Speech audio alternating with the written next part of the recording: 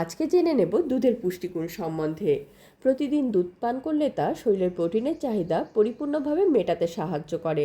দুধ vitamin D সমৃদ্ধ, যা ক্যালসিয়াম ধরে রাখে এবং হাড় মজবুত করে। এছাড়াও দুধে রয়েছে ভিটামিন বি 12, যা লোহিত রক্তকণিকা উৎপাদনে সাহায্য করে।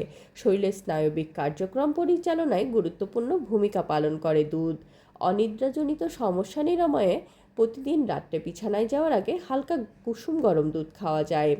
মাংসপেশির ব্যথায় আরাম দেয় দুধ।